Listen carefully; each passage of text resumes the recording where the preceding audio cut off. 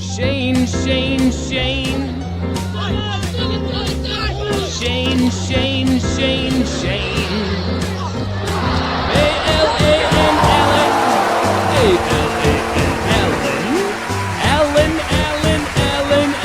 Allen.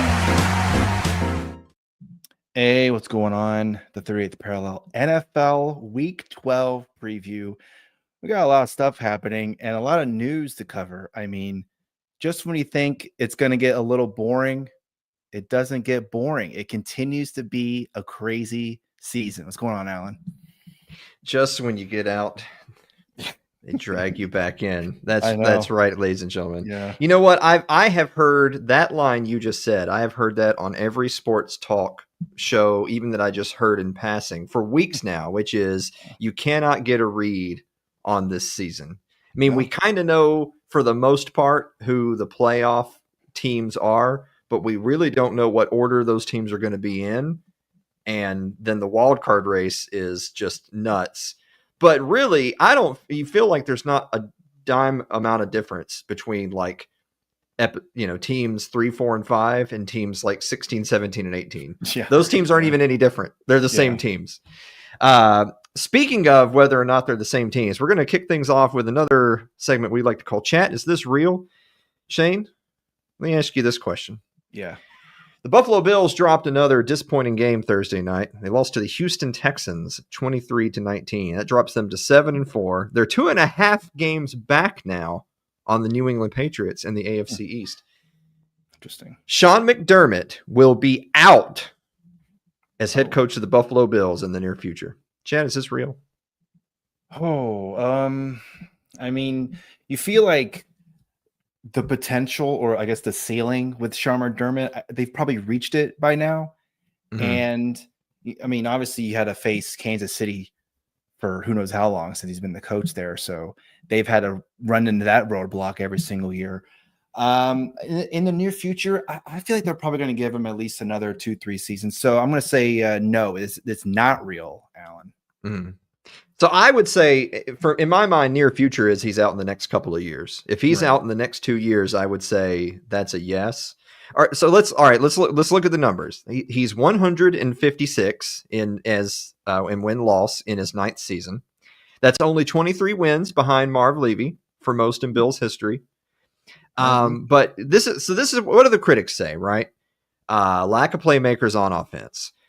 Coach McDermott's lobbying for defensive roster moves over his tenure, and now this defensive-minded head coach actually has never really put together like a top-tier league-leading defense, and now they also are found wanting on offense. Also, a revolving door at offensive coordinator that's left them with Joe Brady currently as a disaster of a play caller, and yet, head coach Sean McDermott continues to put his faith in Joe Brady, saying that he believes in him. Okay. Josh Allen's going to be 30 years old when next season starts. Jeez. I think if there's another year of the Bills beating up on mediocre competition, but then having an early playoff exit, I actually do think that might be lights out for Sean McDermott, which is really weird. I'll even throw a little extra wrinkle in here for you. Are you ready for my tinfoil hat conspiracy theory? Let's go.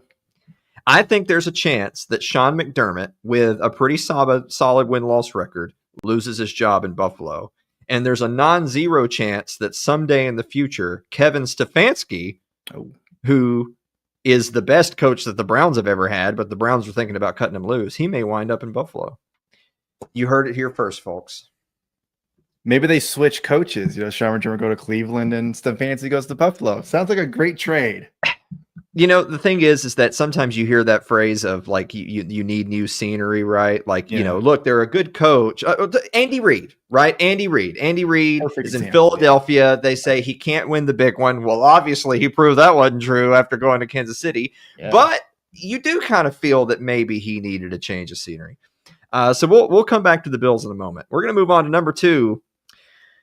Lamar Jackson, Ravens quarterback, is set to play this weekend against the Jets, despite an ankle injury last week, a knee injury the week before, and of course been playing through a hamstring injury that has kept him out for 3 games earlier in the season. Chad, is this real? Lamar Jackson's days as an elite quarterback will be over in the next 3 to 5 years.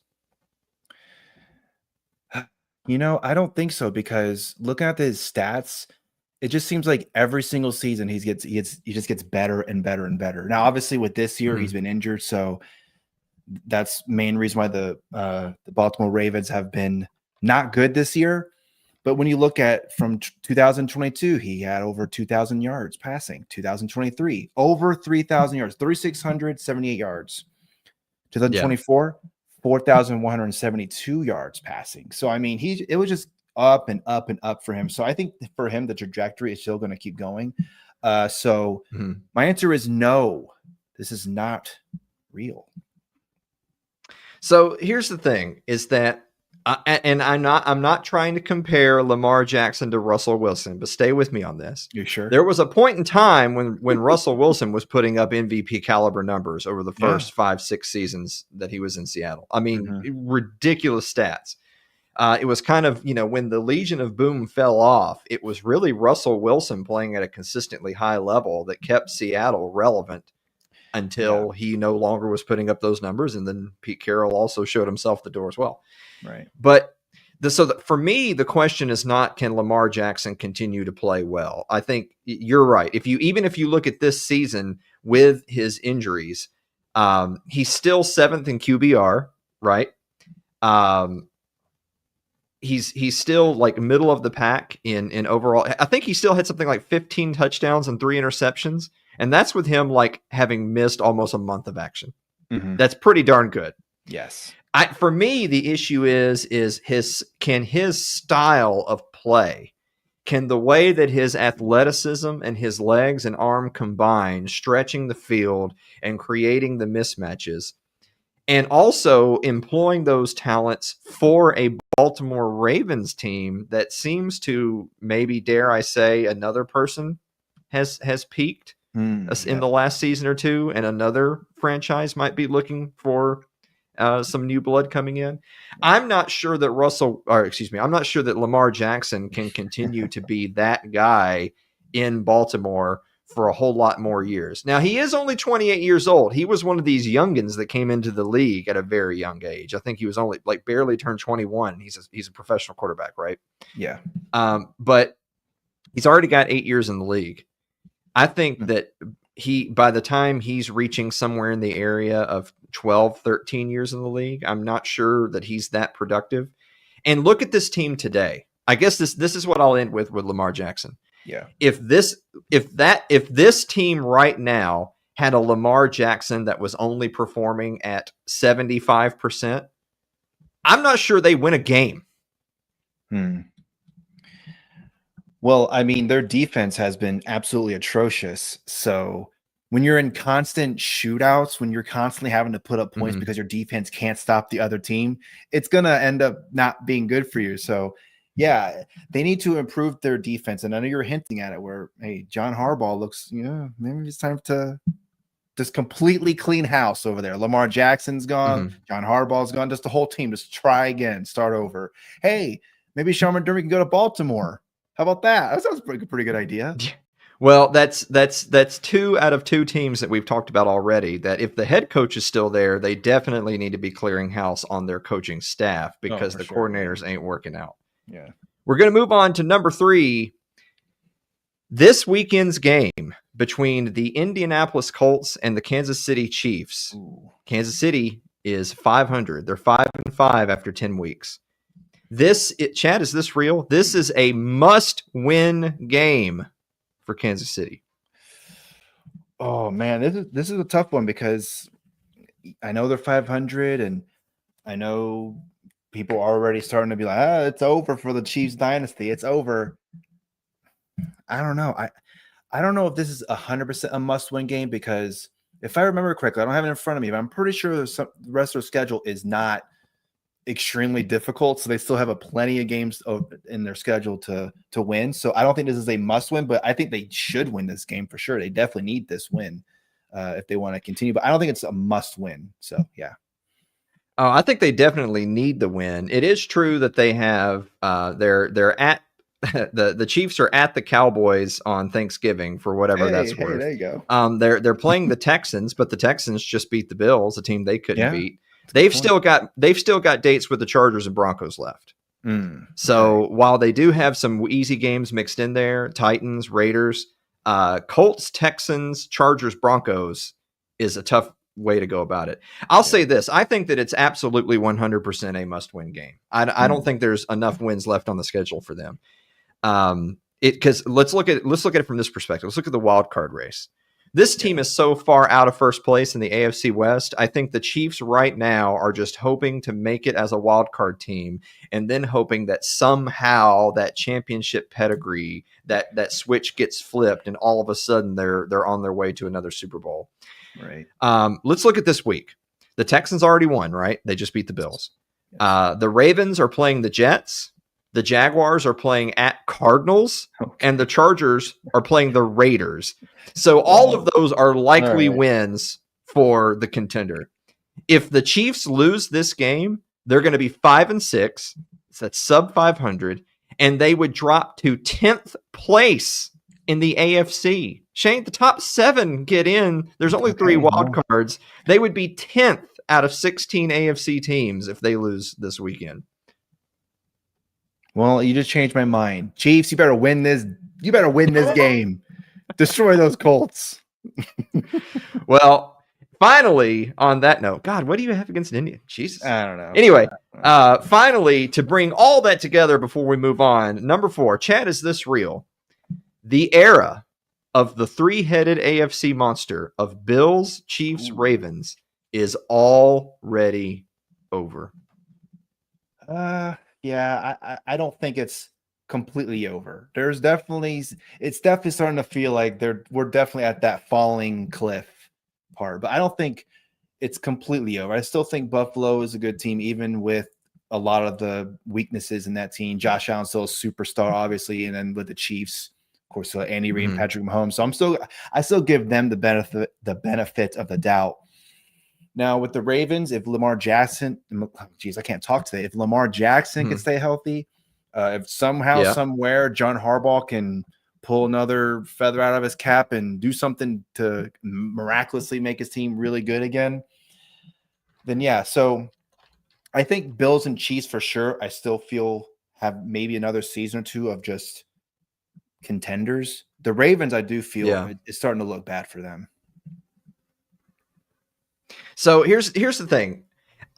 The lead actors in those 3 teams, right? Josh Allen, we just talked about him. He's going to be 30 next year, but still in the prime of his life. Same thing for Patrick Mahomes. Same thing for Lamar Jackson. Although, for God's sakes, you could protect Lamar Jackson for 5 seconds. Please, with that said, I mean, heck, Josh Allen just took 8 sacks Thursday night, so protect any of them. But for me, it's not a matter of whether or not those teams still have those guys playing at a high level in their prime. It's that they have so much more competition. True. So here's the interesting stat for you. Between 2004 and 2019, the Super Bowl only was played 1 time without a man named Tom Brady, Peyton Manning, or Ben Roethlisberger. Yeah, that's once. I know that Super Bowl. I know what Super Bowl that is. So right now you have Josh Allen, Patrick Mahomes, Lamar Jackson. Of course, the funny thing is, if you're wondering, like, well, wait a minute, why is this trio underperforming compared to the giants of the previous generation? Well, Josh Allen and Lamar Jackson haven't been to a Super Bowl. So they're going over on that big list of 3, and Patrick Mahomes has been carrying all the weight. But that little factoid aside, those 3 guys are just not going to be able to hold off the rest of the league the way that Brady, Manning, Roethlisberger did. I mean, you look at Denver Broncos, Sean Payton, Bo Nix. Bo Nix, to be totally frank, might be the one holding that team back, and yet look where they are. Drake May in his second year, Mike Vrabel, New England Patriots, they're already contenders. They're already currently sitting in first place in the AFC. It's Vrabel's first year. Yes, exactly. So I think that there's just so much more competition split between different contenders in the league that you're just not going to see 2 or 3 teams completely blank everybody for another decade. I think so by that logic, I think it's real. I think the three-headed monster is already dead. Yeah. All right. So with that said, we're going to move on to this week's the Week 12 Q&A. I'm calling this the all drama edition. It's another week, and it's more drama for the Philadelphia Eagles. This time centered around quarterback Jalen Hurts. Lots of reports during the week of complaints on and off the record. A lot of them from wide receiver A.J. Brown, but not all of them. There were some unnamed players complaining in and out of the locker room, of course, about the offense, specifically about quarterback Jalen Hurts and about his handling of zone coverage and throwing into tight windows. Their complaint is that he, quote, cares too much about winning and he's not willing to take risks, and therefore the offense is not able to move the ball. He's too conservative, and his conservative play is leading to poor offensive stats. Shane, are you getting tired of winning? What do you think about the drama with Jalen Hurts? I mean, look, if you're winning, then the fact that he's being too conservative, or whatever that means in regards to football, if he's being too conservative, he's trying not to make too many mistakes. It's all fine and dandy. Hey, we're winning. We're in the Super Bowl. We're winning. Whatever. But if you're not doing that, then yeah, you probably have some problems with the quarterback. But hold on a second. What's the Philadelphia Eagles record again? What's their record? They are 8-2, currently first place in the NFC. What are you complaining about? Yeah. What are you complaining about? I'm sorry. Like, come on. You're in a weak division. No other team in your division has any chance of getting to you. So come on, man. Look, say what you want about Jalen Hurts. If he's top 10 quarterback, that's a whole other conversation. But look, if you're complaining, I'm not getting the ball, that sounds like typical wide receiver talk, as we'll get to later. So. All right, so I'm hearing what you're saying. I'm gonna play devil's advocate for a moment, and you tell me what you think. All right. Yeah. So Jalen Hurts' career record, including going back to his rookie season when the Eagles were a losing team, he's 57, 29, and 1 career record. I mean, they are the defending Super Bowl champions. He's a defending Super Bowl MVP. Just throwing out there. So in my mind, I'm hearing what you're saying. It is true. Winning is all that matters, and I think most people would agree with that. However, there is something to be said for winning tends to covers up the warts. The imperfections go away when you're winning. But then if you start losing, then a lot of that is going to come bubbling up to the surface. I feel like you're seeing that despite the fact that they're winning. But let me play devil's advocate by saying this. If there's anywhere where those complaints are valid, it's that we live in a world where contracts are oftentimes structured around performance incentives. Yep. Right? Yep. So look, all of those guys make more money for going to the playoffs, and they certainly do. It certainly does wonders for their career to win the Super Bowl, right? I think it was the other Kelsey brother, Jason Kelsey, the retired center. When asked about all this drama and the complaints that all that Jalen Hurts cared about was wins and losses, his response was, quote, they liked winning the Super Bowl, didn't they?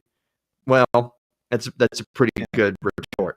But again, look, these receivers, these backs, these tight ends, these guys are going to make their bucks, especially if you're not a top level guy. If you're not the kind of if you're not a guy as good as like a Dak Prescott who's going to get paid $260 million for showing up to work, then you got to hit those performance incentives. Not only do you need to hit those benchmarks to make more money, but that also is going to determine your future in the league, right? Like, look, what if this team decides to deal you or cuts you in the off season, and teams around the league are saying, well, just glancing at the stat sheet, he didn't really have a good year.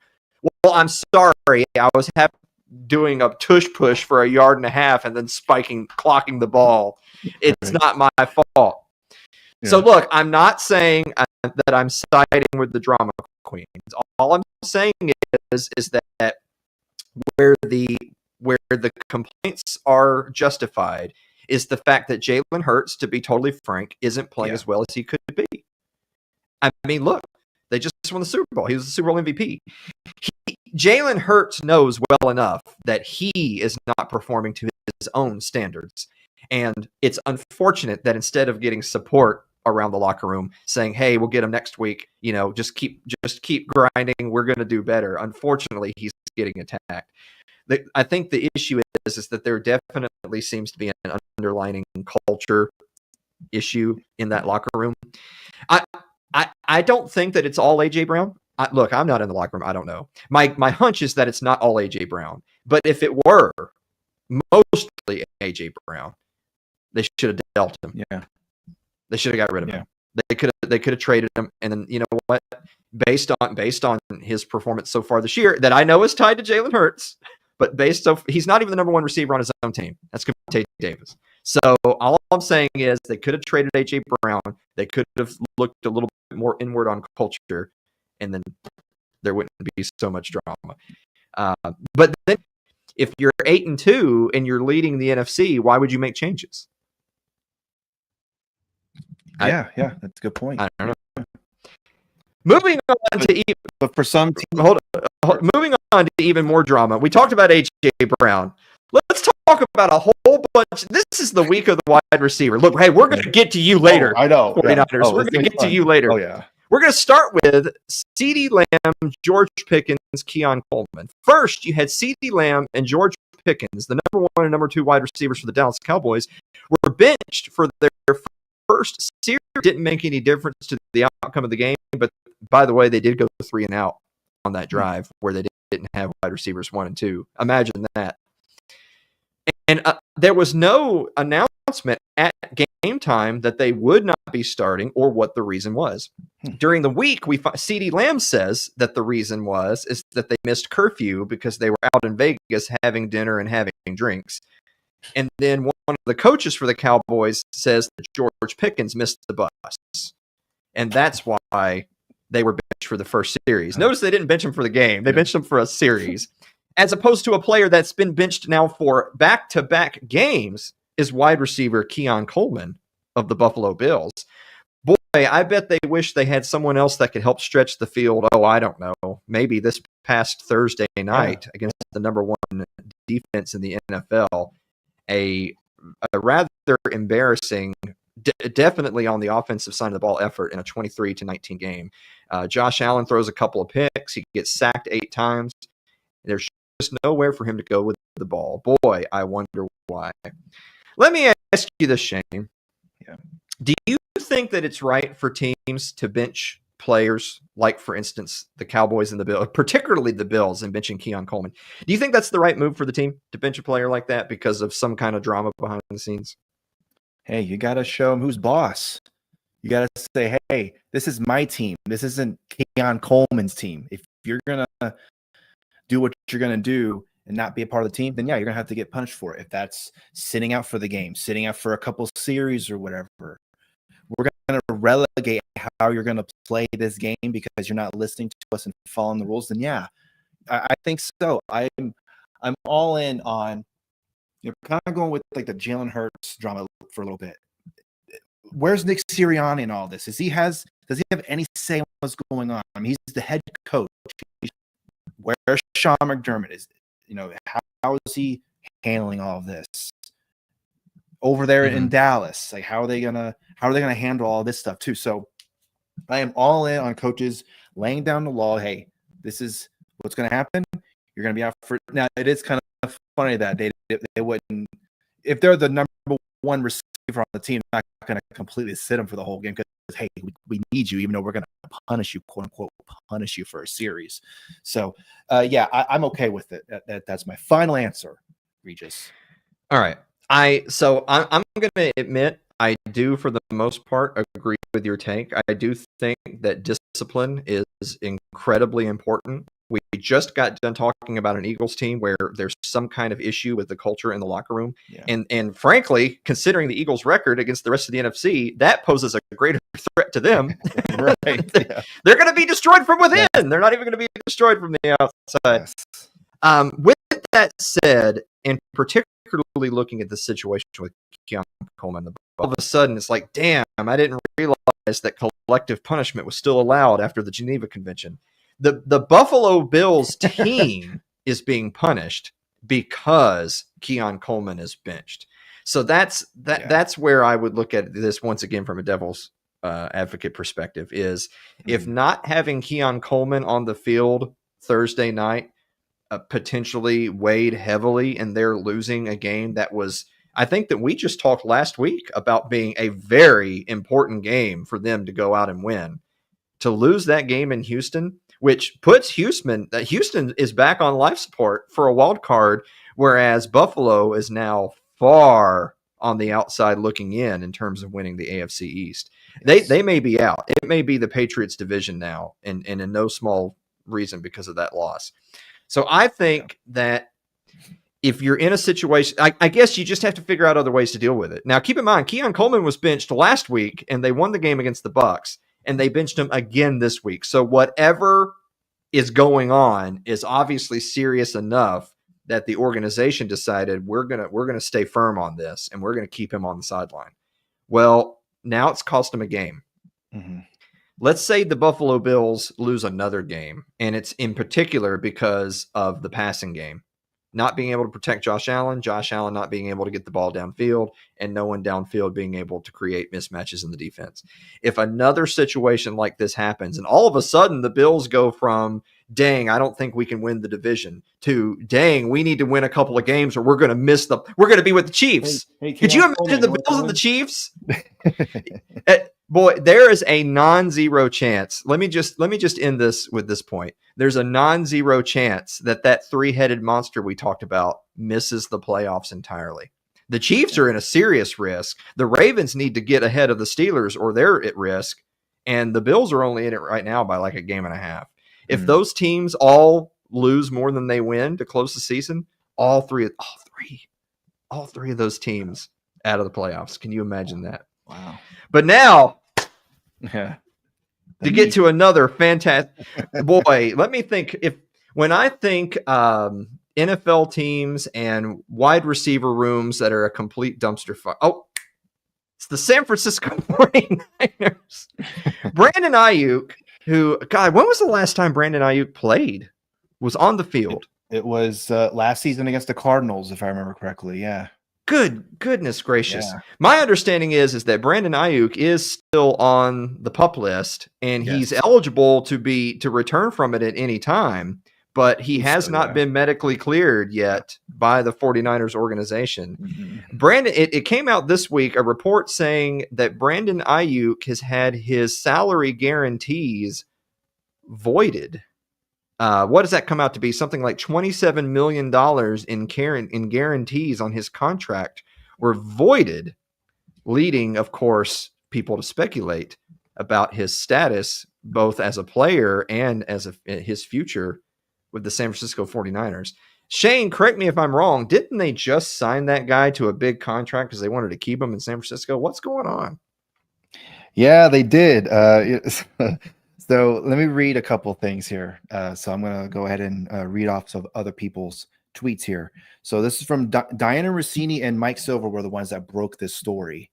Now, Diana Rossini tweets, breaking 15 months after signing a 4-year, $120 million extension. $120 million over 4 years. Brandon Aiyuk and the 49ers appear headed toward a divorce. And it does look like they voided his future guarantees in 2026, I believe it was. And it also sounded like he didn't fight that. It's like, hey, we're going to do this. He's like, okay, whatever. Now, Kyle Shanahan was asked about his future, Brandon Aiyuk's future, not Kyle's, because as if you've heard me a few times on the show, I said, that's another conversation. Yeah. Okay. Kyle said, now let me know what you think about this. He said, right. Quote, what happened in July doesn't have anything to do with the future. It had to do with circumstances that were out of a coach's hands. I love for BA to be here and being a part of this team. Now, not 100% of what he's talking about in July. It could be he's talking about the contract. Now, another thing that I saw, and since I'm kind of more into this, I see it more about the 49ers stuff where again, we were talking about coaches being disciplinarians. He was wearing different colored shorts. And he was making this big hoopla. You got to wear these color shorts, not whatever you're wearing. And Kyle and Brandon were getting into it a little bit. And then he finally took them off. But Brandon and I was making this kind of big show about it, that if he had just taken them off and didn't make a big scene out of it, nobody would have talked about it. But in 49ers world, oh my God, I can't believe, because some people were even saying this isn't even a big story, is that he was wearing different color shorts. But that was just kind of the catalyst of, oh, there must be something bigger going on. Because if you remember, Alan, during the whole contract talks and Brandon Aiyuk wants this extension and all that, he was doing these cryptic posts on Instagram and Twitter and all this weird stuff going on. And it just seems like the relationship has just completely soured.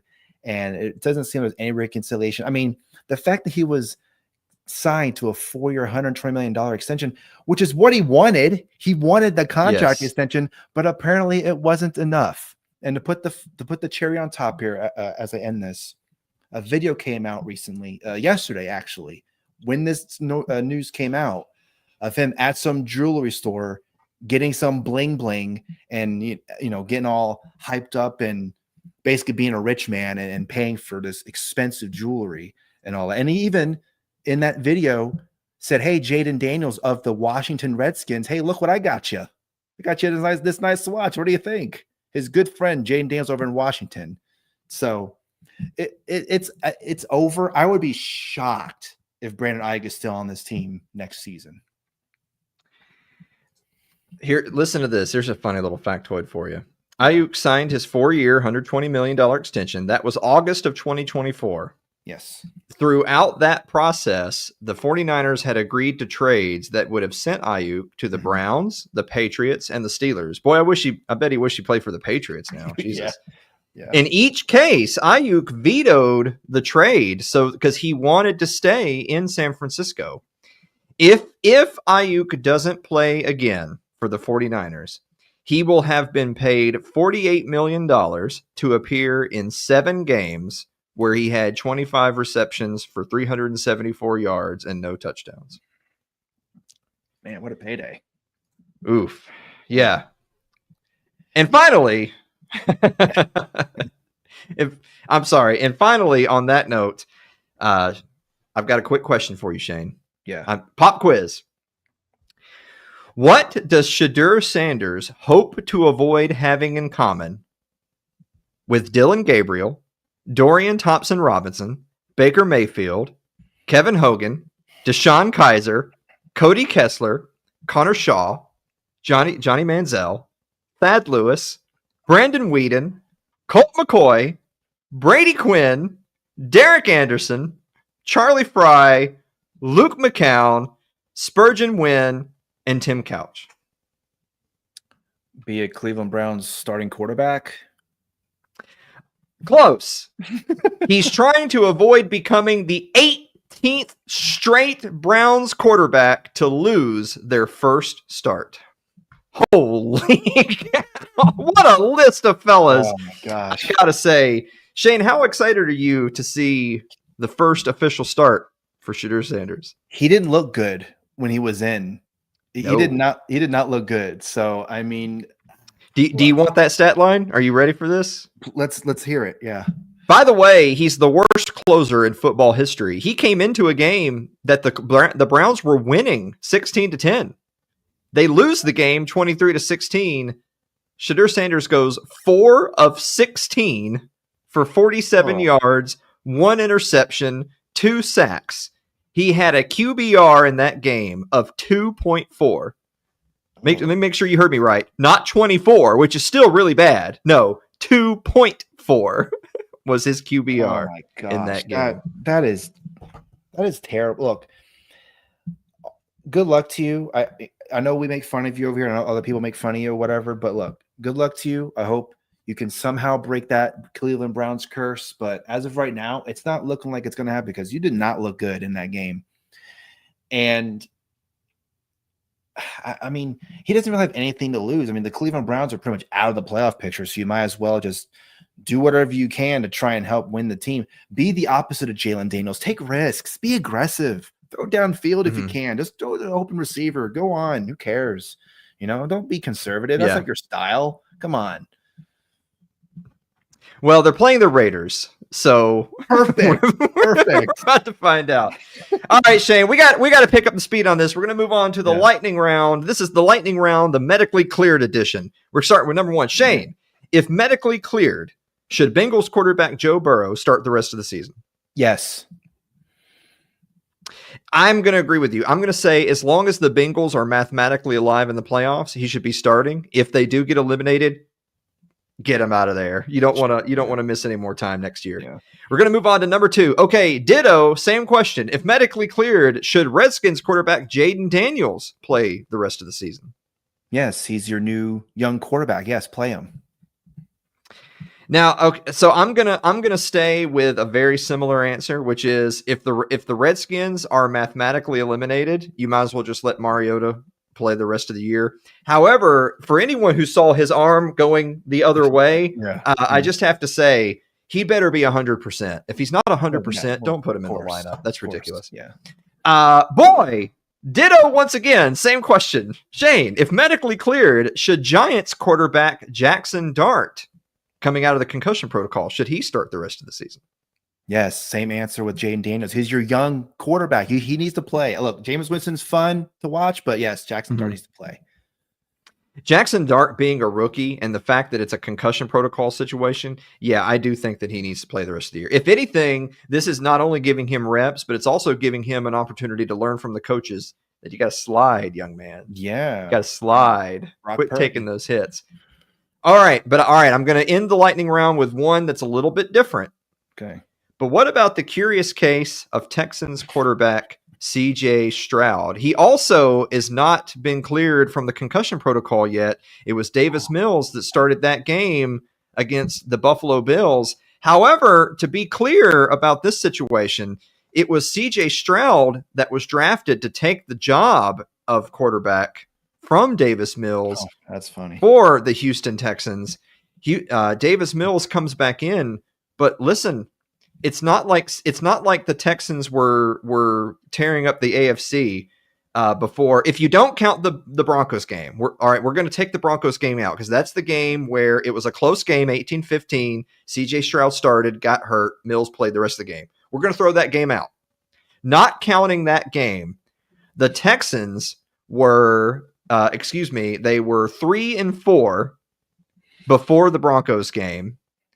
And now since the Broncos game, the Texans are 3-0 with Davis Mills. Well, so just saying. I'm just saying. Well, look, as opposed to Jaden Daniels and Jackson Dart, CJ Stroud is not your young quarterback. And no, I feel, look, if Davis Mills is going to play, just like when we had talked about the Niners quarterback controversy, you play with the hot hand. Davis Mills is your hot hand. You keep him in there. The Texans' next 2 games are at Colts and at Chiefs. I don't expect that they win at least not both of those games, and maybe neither of those games. Yeah. With that said, if they do, and the Texans are solidly in the wild card, the Texans are going to have a very interesting question of, if Davis Mills got us the wild card, do we put CJ Stroud back in for the playoffs, or do we just let the hot hand ride? Yep. I don't know. It's a tough question. I'm going to say, fuck it. Hot hand. Roll with Davis Mills until he loses the job. Until he loses the job. How about that? All right, we're going to finish the show with this week's picks. Shane, the Pittsburgh Steelers are going on the road to play the Chicago Bears. The Bears are 2.5-point favorites. Shane, the Bears lead the NFC North now. Every single week we've been saying, this can't possibly continue. Shane, the Bears lead the NFC North. What do you think about this game? The Bears have a negative 6-point differential, and they're 7-3. It's mind-boggling what's happening. I'm so glad you brought that up. Negative 6-point differential, and yet are leading the NFC North on a 3-game win streak. They're 7-3. They're a half game up on Green Bay. On the other side of the field, you have the Pittsburgh Steelers, who did win a very important game this past week against the Bengals. The week before, they dropped an ugly one to the Chargers. The Steelers have to keep winning, or they're going to get caught by the Ravens. Yeah. You know what? I'm actually going to go with the Bears. I'm going to say the Bears win this game. They've Yeah. proved me a liar so many weeks. This will be the week I've Yep, jinxed you. You're done, Chicago. You're out of here. All right. Next game, the must-win game for KC. Indianapolis Colts on the road at Kansas City Chiefs. The Chiefs are actually 3.5-point favorites. See, there you go. In that game, despite being 5-5. Yeah, right. 5-5 and hosting the 8-2 Colts. What do you think? Said it before. I'll keep saying it. They'll get the low blah blah. So yeah, I even though I said that it's not a must-win game, then you changed my mind. They better win this game. That's all I'm going to say. The Chiefs better win this game because if they don't, it's gonna be tough. I'm gonna say with the 3.5 points, I'll take the Colts. The Colts have not looked as strong recently as they looked earlier in the season. However, every single week, people keep on waiting for the real Chiefs to wake up. This is the real Chiefs. They're kind of a mediocre team. And you know what? Patrick Mahomes isn't played perfect either. Yeah, he hasn't looked so look, this is the real Chiefs. The pillow fight of the week. The Cleveland Browns in Shedeur Sanders' first start going on the road to play the Las Vegas Raiders. The Raiders are 4-point favorites in that game. What do you think? Oh, my God. Look, the 4-point favorite. Oh, my God. Shedeur Sanders better smoke the Raiders. 4-point favorites. Do they not know who I am? I'm the son of Deion Sanders. I'm going to go in there, and I'm going to destroy the – if he doesn't, oh man, this is like if they had lost to the Jets. Oh, yeah, it's over. I don't even know who's gonna watch this game.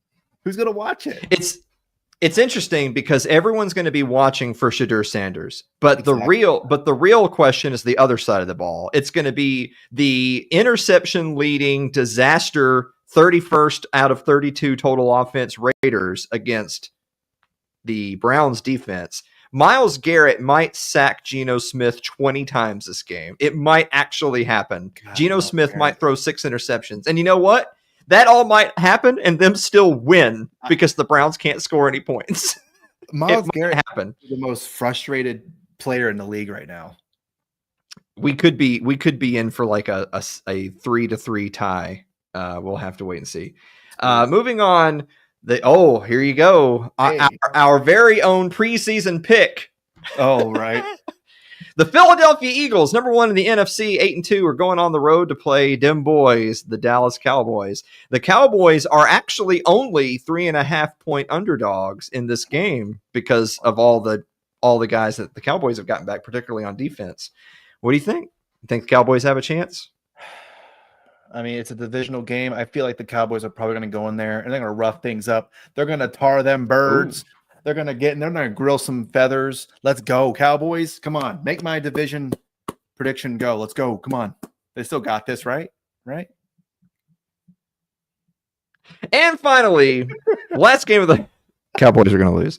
And finally, we have the Atlanta Falcons, NFC South matchup. The Atlanta Falcons are going on the road with Kirk Cousins at quarterback to play the New Orleans Saints. The New Orleans Saints, how about this for the Saints? They're only 2-8, but they're on a 1-game win streak thanks to last week's game.